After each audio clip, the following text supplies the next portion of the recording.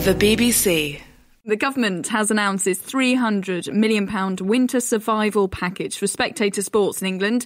Both rugby codes and horse racing are included, but top-flight football and cricket miss out. The funding will largely be in the form of loans. And Nick Russ, the chief executive of the British Horse Racing Authority, says it makes economic sense for the government to step in and help sports such as theirs. We're really pleased that the government has recognised the important contribution that racing makes to rural economies and to the nation generally. We're an industry as much as we are a sport, in that about 17,000 people work in it. We're a massive rural employer, and we contribute something like $4 billion to the economy in normal times.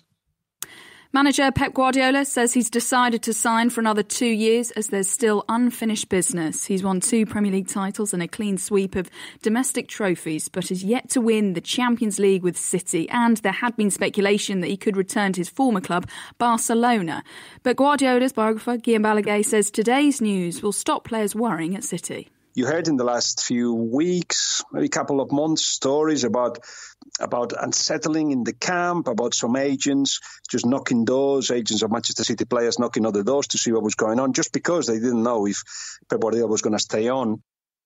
Chelsea boss Frank Lampard wants the Premier League to get rid of the 12:30 early kick-off time on Saturdays. His side travel away to Newcastle in that slot this weekend, with only a number of his players returning this afternoon. The broadcasters never had as many slots of games as they have now. That 12:30 slot, how much does it need to be there if you are looking over the course of a season? I don't know how many times we return from international duty. I don't know, is it 5? With clubs that have got players going over there, it's absolutely not the optimum way to have players preparing for a Premier League game. The Rangers pair of Jordan Jones and George Edmondson have been banned for 7 matches for breaching COVID-19 rules. They attended an indoor house party earlier this month. In other news, the former Scotland goalkeeper Campbell Forsyth has died at the age of 86. He helped Kilmarnock win their only top-flight league title in 1965. On to rugby union, where Cardiff Blues flanker James Botham will make his Wales debut in their Autumn Nations Cup match against Georgia on Saturday. He's the grandson of the England cricket legend Sir Ian Botham, and head coach Wayne Pivac likes what he's seeing. We had a good look at him earlier in the campaign, so he's been in training with us for a few weeks. And he impressed. He's done very, very well, because we've had, obviously, in Ross Moriarty and Josh Navidi, a couple of guys who haven't been able to partake so far. So he has been in and around the group. And as I say, he's impressed. He's a player with a very big future, we believe.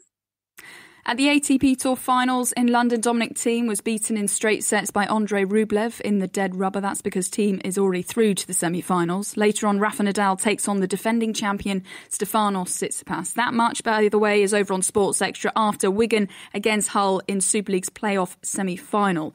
And Jamie Murray will play with the Brazilian Bruno Soares again next year. The pair won 2 Grand Slam men's doubles titles back in 2016. Murray has been playing with Nils Skupski since June last year. And that's the latest from BBC Sport. BBC Sport.